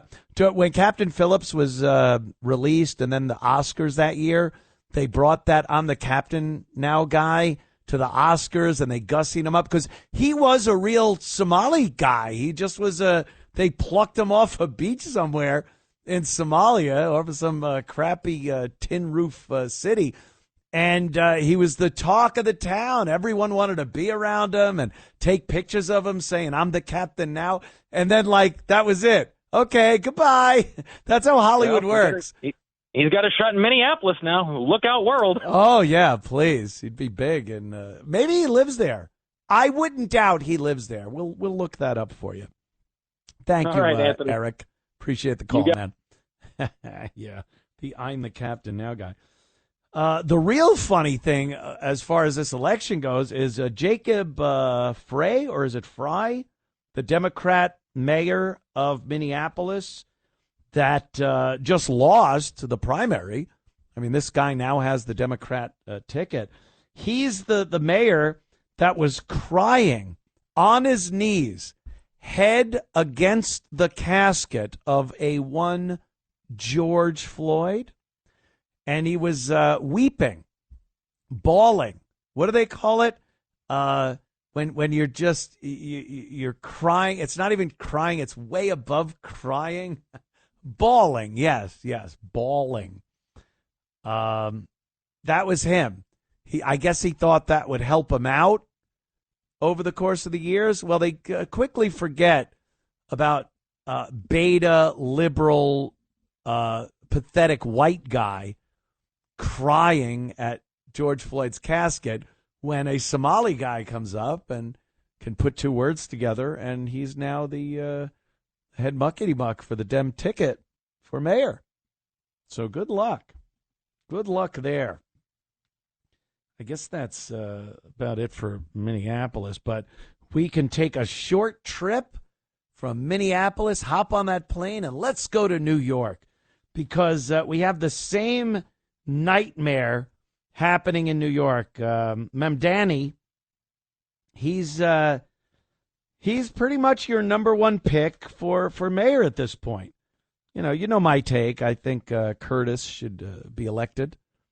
I think if enough Republicans get in there and that Dem vote is split three ways between Mamdani, Cuomo, and Adams, I think Curtis has a good chance of getting in there. Just got to get off your ass, Republicans. You live in one of the 5 boroughs. Get out there and vote. Don't think it's impossible. Don't go, why bother? Don't even say, I don't like Curtis Sliwa. You can not like him, but you want to live with a socialist, Muslim, Democrat, Mamdani guy? That's who you're going to get. If you don't like Curtis, you got to not like that guy even more. If you're a business owner, a homeowner, someone that just lives in New York, doesn't want their head caved in with a piece of cobblestone while you're walking down the street. Maybe that's you. You don't want that. So every interview this Mamdani does is it should be the death knell of his campaign. But people just look and they love him even more. He does his cute little TikTok videos. That's what it is. Have you seen Cuomo trying to get in on this? It's really sad. Curtis knows how to do it because he's just being himself. He goes out, people record him on their phones. He's talking to people about real issues in New York. Mamdani's got it down. He's got a campaign that obviously knows how to cater to youth, the youth of New York. And it's, quick cuts, funny, text on the screen, vertical videos. not landscape videos, vertical videos. He tries to be charming and a little awkward, and the people love him. So Cuomo was trying to do it. It was so sad. He's just walking all stiff. Hi, I'm Andrew Cuomo. I was the governor. Just don't try to do these videos. Stick to because he's the guy behind the desk, with the law books behind him, and he's just pointing at the camera saying, this is why you need me as your governor. But politics now are all about this trendy look of TikTok and Instagram videos. And boy, Cuomo just does not know how to pull that one off. Hello, I'm Andrew Cuomo. Yeah. Hello, I'm Andrew Cuomo. And Hello, I'm Andrew Cuomo. Yeah, he's just stiff walking like he just took one in his pants toward the camera. Like, it's frightening. It's frightening to watch. But Mamdani, he does these things pretty well. But every interview he does, a sit-down interview, it just comes off as, why the hell would we want anyone like this as the mayor of New York? The first clip I have here is him talking about, something that some people call socialist, maybe even communist. I don't know why they'd call it this. It's abolishing private property. Yes, listen to this. My platform is that every single person should have housing. And I think faced with these two options, the system has hundreds of thousands of people unhoused, right? For what? And if there was any system that could guarantee each person housing, whether you call it the abolition of private property or you call it, just a statewide housing guarantee, it is preferable to what is going on right now. Mm-hmm. And I think that people try and play like gotcha games about these kinds of things. And it's like, look, I care more about whether somebody has a home. Cares more if someone has a home than your private property. If it's between housing people and the abolition of private property, well, he's for abolishing private property. This is, first of all, let's just get this straight. Thank God the mayor of any city in the country does not have the power of eminent domain. He can't just say, hey, that's a nice plot of land you got. We're taking it for public housing. So I don't know why he's even bringing this nonsense up. I guess he thinks the liberal, the dumb kids with the nose ring and the blue hair. Yeah, I know that's kind of hacky to say these days, but it is. It's the blue hair and nose ring crowd. They would look at it and go, oh, that's great. Not knowing that a mayor cannot do that. That is way beyond the powers of a mayor of a city to try to take people's private property. He could campaign for it. He could try to talk to the people that would have to sign off on someone like that. I guess a state governor. It's probably even higher, senators and whatnot. But it just shows what kind of person he is. He has no respect for the American way, the way we do business, our capitalist society, our rights as Americans. If it's your private property, that's yours. That's yours. No one takes it. And in certain instances of eminent domain, the unbelievable amount of litigation that needs to happen in order to take someone's right of their private property away is astounding. So, asinine. It's just to appeal to the extremists on the left. Yeah, take those rich people's property and put the poor people in there. Yeah, that's not quite how it works. Then he was asked if, this is the dumbest question, never mind his answer. Are prisons obsolete? Now, I wouldn't even know how you would say they're obsolete. I mean, I think we know we need to put bad people in a place where they can't get to us.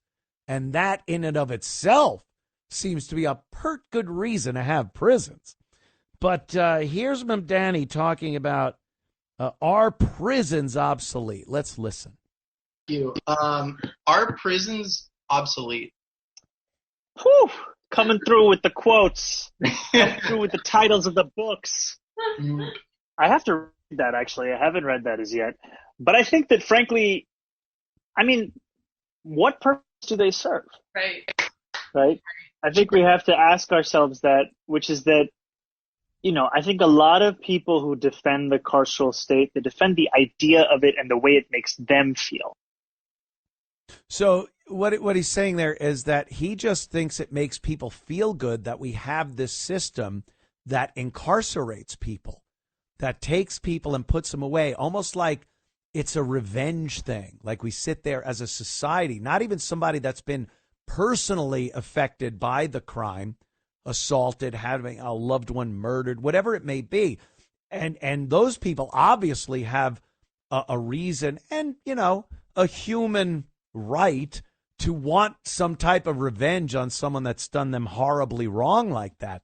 But he's putting it in the context that as a society, as Americans, we look at the penal system, the prison system, as just revenge. Like, yeah, you want to do that? Watch what happens to you. He doesn't see that it's necessary just to keep the most basic part of prison. Keep this piece of garbage away from civilized people. Lock them up in a place they cannot get out of long enough to where maybe it breaks them or whatever. Maybe he gets out, someone kills him. Whatever the law says, keep him away from us for as long as we are legally able to do it. And he cannot see that. He doesn't see that these people are monsters in most cases that need to be locked away. Oh, this guy, atrocious. Vote for Curtis, please.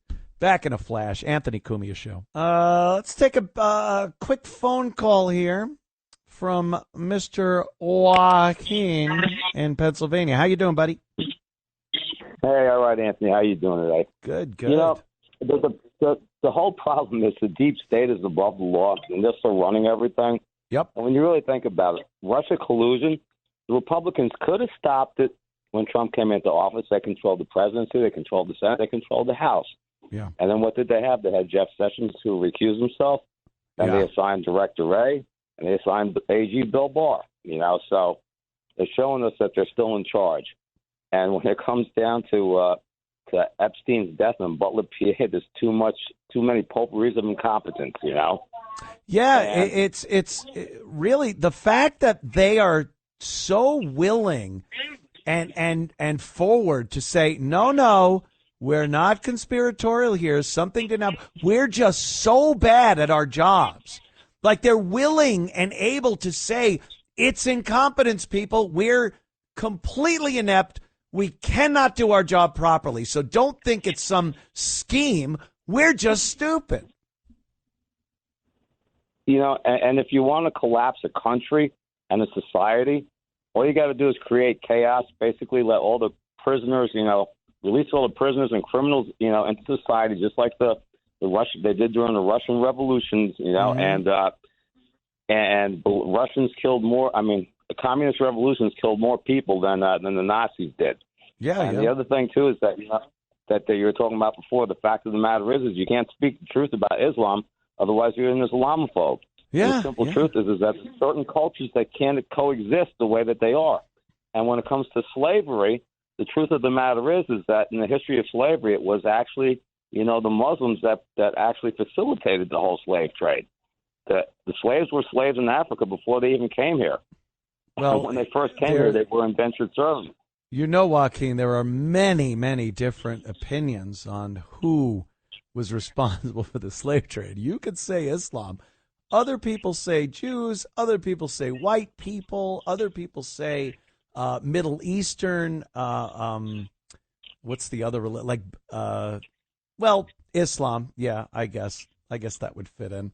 But truth be told, white Europeans are the ones that ended slavery, right? At an insane cost in lives and money, and but that's never looked at. So, we're awful. Yeah, and quite frankly, it ended the white Western civilization, Judeo-Christian. They started ending it even long before the Civil War, because even in England, they basically said that. And the movement here in the United States, it caused a lot of bloodshed even before that. It caused the beating of that senator, I think it was, down by the South Carolina senator. Yeah, well, there's so many instances where our country's politics, even states' borders, states being allowed into the Union, hinged on their belief of slavery or not, having slavery or being an abolitionist. And, that was before the Civil War. So, for many, many years, people saw slavery and said, this isn't a really good thing to have. And by the way, it continues, slavery, to this day in a lot of nations that you don't see a white person within 1,000 miles of. So that's never looked at. And if you bring that up, you're a piece of garbage, too. So exactly. And the fact of the matter is that we've allowed our history, to be perverted. Our educational system, it's been taken over a long time ago. Yep. Even going back to when we went to school, it started falling into the hands of the leftist agenda. Yeah. And it's just, and this is why you have the problems that we have today. Half the country doesn't even appreciate being an American anymore, and they're buying into all this stuff. Yep. And until that gets changed, this is our last chance. Unless we, manage to change things now, it's never going to happen. It's only going to keep going the other way. We will see, Joaquin. Thank you for the call, my friend. Here goes Joaquin from Pennsylvania.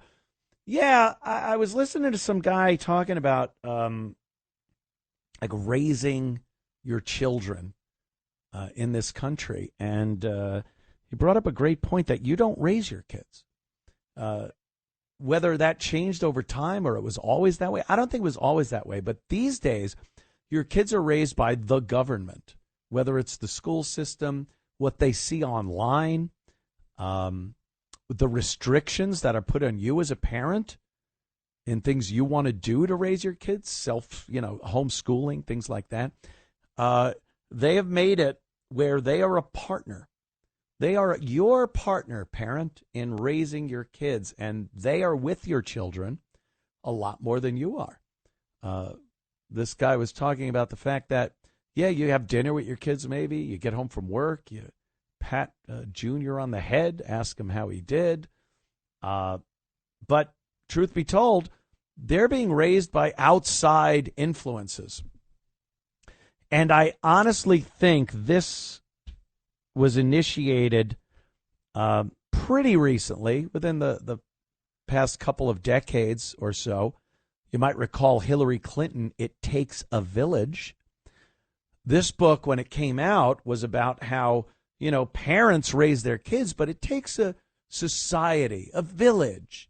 Meanwhile, the village she was talking about, because village is a nice word. It sounds like, I could drop my kid off next door and this woman that I know her name, I've lived next to her for years, that's our little village. So that's who's raising my kids. But it wasn't a village. It's never been a village. It's the government. People you don't know.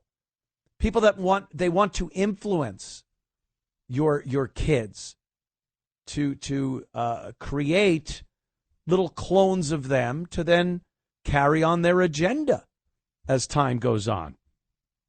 And I found that fascinating, because when you really look at it, how much time are parents, working parents, really with their kids to sit there with them and teach them and talk about their day? What did your teacher tell you?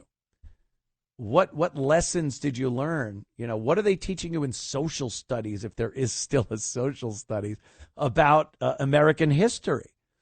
And a lot of it is stuff that the parents would never want fed to their kids. I have a few friends that have kids, and Some of them are lucky enough to have been able to spend a lot of time with their kids. Their jobs gave them that liberty. And it's just been watching other families having to give their kids away, send them away to some other people to teach them things you never would want them to hold near and dear to them as far as their education, values, opinions, whatever it is goes. Terrible. But, yeah, we could talk a lot more about this when we get back right after these messages. Anthony Cumia Show. Shock. Yes, sir. Anthony Cumia Show, sir. Yeah, just talking about how other people are raising American kids with, I don't know, some really bad ideology and morals and ethics and things that I don't think most parents would like instilled in their kids. But the hard, cold fact is that parents don't have as much say in what their kids are learning on a daily basis. And years ago, that might have been okay because the school system was very different. I think the parents were a lot more involved in the curriculum. I think if something came up that they didn't like, they had a voice. They would say no. I know growing up, they tried, not so much in my school. I don't remember. I was barely there. But there was a lot of sexual education classes that they wanted to put in junior high, even in high schools. And the parents had the ultimate word, the ultimate say in if this was going to happen and if their child needed to attend based on what they felt. If they didn't like teachers, administrators, health, gym teachers, hey, and that's the female gym teacher. Hey, ladies, come on over here. If they didn't want that, they didn't have to have it. Now, teachers have this power to have conversations with the kids about sexual subjects, and they don't have to tell the parents. And they go to great lengths not to tell the parents. And if your kid has a problem, sexual questions, they can ask the counselors without the counselors ever having to say to the parent, hey, your kid, your son thinks he's a daughter, or whatever else might happen. So once that happened and the parent was taken out of the equation as far as the school system went, then it really became, who the hell is teaching your kids and what are they teaching them? You don't really have a say in it anymore. And sometimes even if you take the initiative and want to go to a PTA meeting, if they even have those anymore, you're the bad guy. They'll put a scarlet letter on you that you're a sexist, a racist, a homophobe, whatever it is. And now you're the bad guy, and they can, in essence, turn that child against you without any issues. There's no recourse. You can't go to somebody. Oh, this teacher or this administrator, this counselor is telling my kid that my take on how I want to raise them is wrong and in some sense perhaps even illegal. That's who's raising your kids now. And that definitely changed over time. That's nothing that you could say, well, was it always like that? No, it wasn't. And your family, I think we had a lot closer relationships with our families back then. You have your dad, then you got your uncles.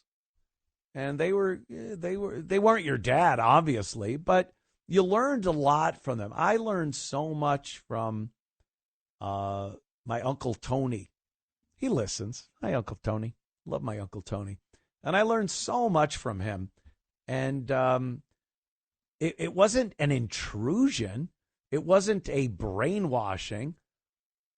As I grew up and got the mature ability to reason things out, and you'd have conversations with people that were older than you, and sometimes you'd listen and take a piece of advice, and sometimes you go, wow, that is really bad. But, and then you'd have your own experiences. But for the most part, there was, again, this commonality you had in family, in your neighbors. The dad that lived next door wasn't going to tell you anything so insanely different than your own family would tell you. And they weren't going to treat you differently. Isn't that? It was just this common morality, common ideology and ethics in the neighborhood. And it was never discussed. They didn't go around and go, here's what we're going to tell our kids. Are we all on the same page? It was just the way it was. That's how Americans lived.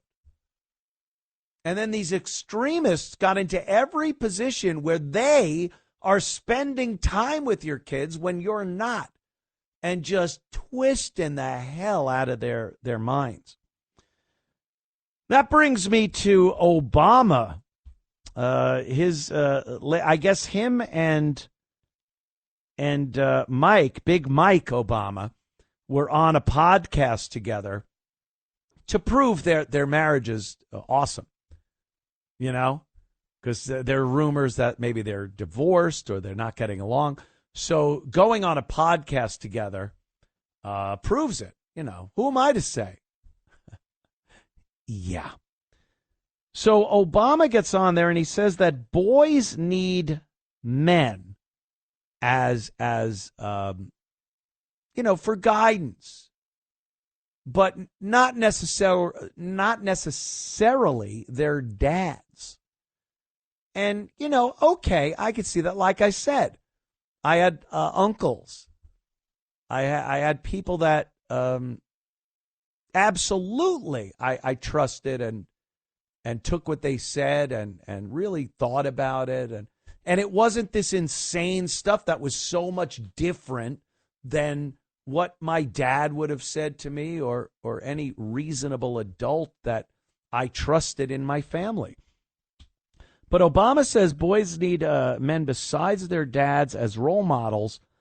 And he apparently had a role model growing up. And let's listen to Obama tell it to us. And that's one of the things that I think a lot of times boys need is not just exposure to one guy. Mm-hmm. One dad. No matter how good the dad is. He can't be everything. He can't be everything. And then that boy may need somebody to give the boy some perspective on the dad. Yeah, right? Yeah. One of the most valuable things I learned as a guy was I had a gay professor in college at a time when openly gay folks still weren't out of line, who became one of my favorite professors and was a great guy and would call me out when I started saying stuff that was ignorant. You need that to show empathy and kindness. And by the way, you need that person in your friend group so that if you then have a boy who's gay or non-binary or what have you, they have somebody that they can go, okay, I'm not alone in this. Oh, boy. See? Do you see what they're saying here? I'm no genius. I'm not sitting here going, did you catch the secret code, people? Did you hear the secret code underlying in the audio track? No, it's blatantly obvious what he's saying there. Your dad isn't the be-all, end-all of your upbringing and what a man should be teaching another man, a growing child, a boy. You need a gay professor to undermine what your father tells you. Because he even said in that quote, he goes, you need somebody to kind of put a check on your dad, on the dad, tell you what your dad's all about. No. That's up to you as a son when you get older to have life experiences and unfortunately enough, when you have that heartbreaking moment when you realize your dad didn't know everything and perhaps he was wrong about this. The feet of clay, they call it. It's a rite of passage for any son. You don't need some gay professor. Marty, take your pants down. You don't need a gay professor to badmouth your dad. It's so subtle in how they do it. It really is so subtle in how they present this perversion of raising kids. I did it. I had a gay professor. He taught me a lot. Oh, Marty, where are the butt plugs, Marty? You don't need some other guy second guessing what your dad does to raise you. You can have other role models. I get that. But that's not what he was saying. And this goes back to It Takes a Village, the Hillary Clinton book on how your child shouldn't just be raised by the parents. They got to be raised by everybody. And the fact that the word itself, village, is a trap, a trick. I go into a village I live in. I know everyone there. I need to borrow some sugar from next door. Hey, I'm going out. My kid needs to be watched while I go to the store and come back. I have the utmost trust in the people in my village. She didn't say it takes a bureaucracy. It takes a city. It takes a government. Because people would go, how about you go screw? But a village, just people with like-minded. No, they're not.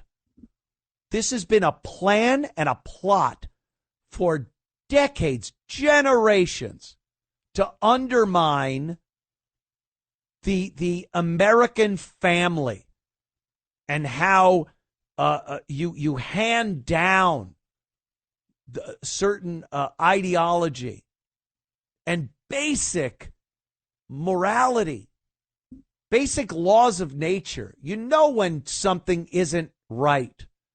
Everyone that lives in any type of a civil society understands right from wrong, good from bad, what you should do and what you shouldn't do. And occasionally that line gets stepped over. But for the vast majority of people, we understand that. And they hate that. They hate that gets passed down because it's so strong. A parental bond to their kid. That parent has a lot of power in influencing that kid. So what did they do? They took that power away from the parent by giving them less time with the kid, less influence when that kid is not in the direct line of sight of that parent to influence that kid. And look where we are now. You think I'm lying? You think I'm coming up with some harebrained scheme of what they're doing? It's blatantly obvious that this is what we have seen happen. Young Americans are out of their damn minds. Almost forgot the 7 dirty words George Carlin told us about broadcast radio. Yeah, it's blatantly obvious, but some people, their eyes are open, but they're not seeing it. They're not seeing it. And this is something that has been generational. You know, the slow boiling frog in the pot, whatever analogy you want to use, or this is what's been happening for a long time. And the parents used to be who didn't think the parents were the number one influence and educator of the child? And now they make it obvious that, no, we don't want that. Your kid thinks he's a girl. Your boy came to school and put on a dress, and we didn't tell you. By the way, we supplied the dress. We have a closet. We have a gender closet. And when the kids come to school, they could go in there and change out of their boy clothes and wear girl clothes. And then they put back their boy clothes on and go back to you. And then we lie to you by not telling you what had just happened. And people look at that as a great, wonderful thing. And like I said, the parents try to say something about it, and they're looked at as villains, terrible, terrible people. This is happening. This is happening, people. You gotta wake the hell up. Open those peepers. Oh, my God. Jacqueline from Brooklyn. Jacqueline, hi, dear. What's up, Jacqueline? Hi, Anthony. Before I get to my point on the reason for my call, I want to agree with everything you said. And of course. Let's not forget, they made parents out to be domestic terrorists. Yep. For wanting to parent their child and their children. The way they want to parent them. Yeah. Right. Oh, absolutely. Right. And it's like you say, they changed all the rules in the middle of the game. Yep. But what I was calling about was when you were talking about Mamdani and the mayoral race in the city of New York, the one thing that I'd like to point out to people is that recently, since the primary, Mamdani is down about 8%, and Curtis, ironically, is up within that same period of time, the same percentage. So Mamdani is falling rapidly, and Curtis is rising rapidly. Jacqueline, if the media, the mainstream garbage media, gave Curtis half the exposure they give this Mamdani guy, he'd be so far ahead in the polls. It's amazing he's doing so well with just what is it truly. I love politicians love throwing around. It's a grassroots campaign. Curtis is a grassroots campaign. This is him going out, shaking hands, and not in a phony politician way. He's literally listening to what the people say and what their problems are. And he has solutions for these problems, and they just will not give him the time of day. They think it's a given that this commie Muslim is going to get into office. And, I moved away. I still have kind of a nostalgic affinity for New York. I go back once a month to do a radio show and see some friends and family. So I would like to see New York wake up and come to its senses and put someone in Gracie Mansion that might know what they're doing, but I have no faith or confidence. Well, I can share with you what I've experienced firsthand. I've been to a number of fundraisers for Curtis recently in the past several months. Oh, cool. And, I think people are, in the city of New York, the voters, are very much disgusted with the way New York City has been destroyed. Each one of the 5 boroughs in a similar way. It's not just Manhattan, per se. And I think Curtis is getting the exposure. I have heard him on practically every single radio station that has interviewed him. Mostly it's talk radio. He's been on also a lot of television programs. He's being interviewed. And I think the media is starting to realize they have to cover him. They have to give him media exposure. He's a viable candidate now. He's not just some an also ran or something. He's a viable candidate. And I tell you, I have faith he's going to win. He's going to be the next mayor of the city of New York. There's not Jacqueline a doubt about it in my from mind. Brooklyn, I hope you're right. I appreciate the call, sweetie. Can I call you sweetie? Is that an old-time guy? Absolutely. All I right, can call sweetie. you darling. You can call me sweetie. Thank you, dear. There goes Jacqueline from Brooklyn. We'll be right back. Let's talk about this. Is one of the. Ooh, this story is frightening. A guy got pulled into an MRI machine. We'll talk about that in moments. Right back at you. The Anthony Cumia Show. Take a quick call from Dave from New Jersey. What's up, Dave? Yes, good evening, sir. There's a word for all this. It's called debauchery. Yes. To debauch, to intrude upon, to abridge my inclination for my children. Mm-hmm. Okay, to have side conversations about sex with most of these teachers who don't even have children. I have grandchildren. I pretty much debrief them every day. You need to find out what's going on, to find out what they're learning. I got 4 words for these folks, and it's watch out and be careful. Mm-hmm. That's the words I have for them, sir. And you have a very good night. Thank you, Dave. Dave sounds serious.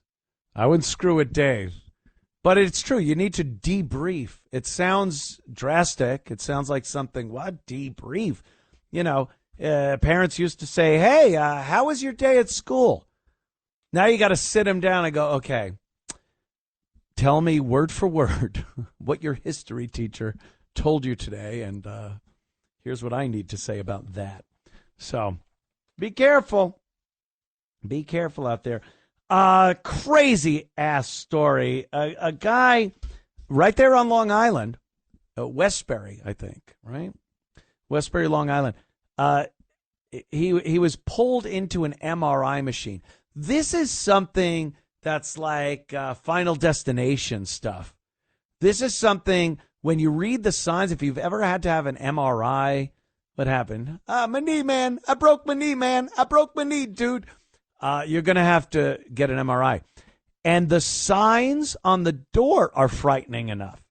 You read those things. You see a radioactive bomb shelter sign. You see this shadow image of a guy being twisted into a pretzel. It's frightening. It's frightening. But you kind of know there are signs. No metal in this room.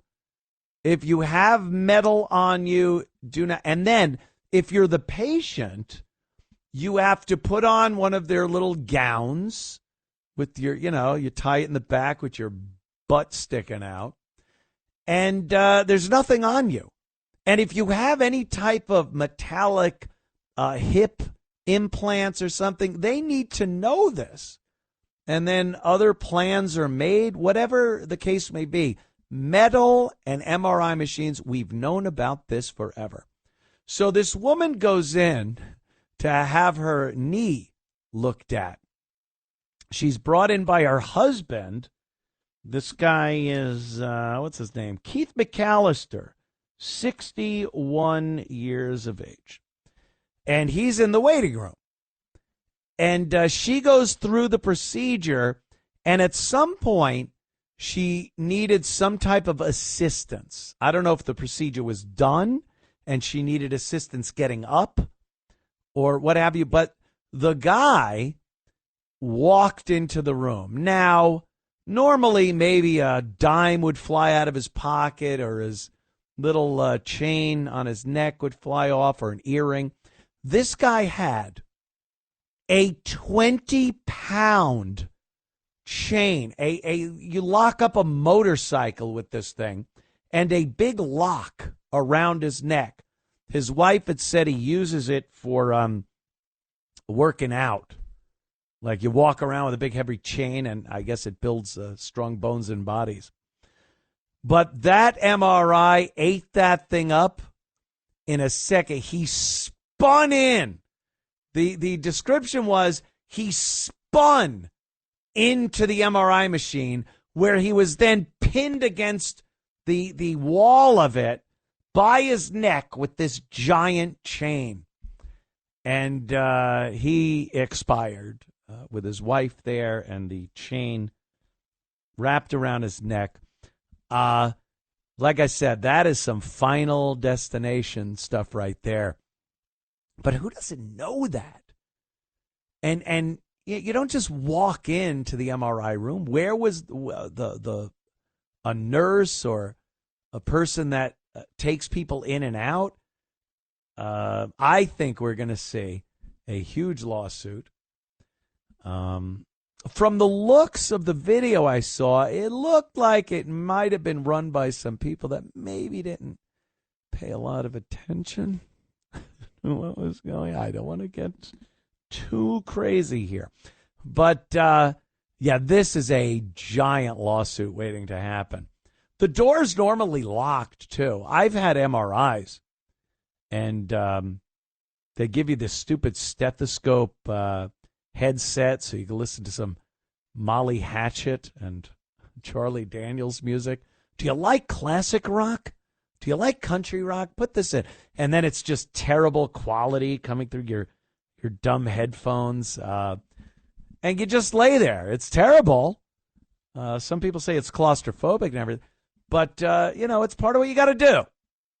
It's a medical procedure. You got to do it. But the one thing you know never to do, everyone knows this, do not bring metal into the MRI room. And all I could hope for is there's some surveillance video that might at some point end up on the internet. Thank you, everybody, for tuning in this Sunday. I'll be back next Sunday. Don't fret. Be fretless. And we'll see you then. Thanks, everyone, back at the studio. And thank you, the fine supporters of the Anthony Cumia Show. See you next week.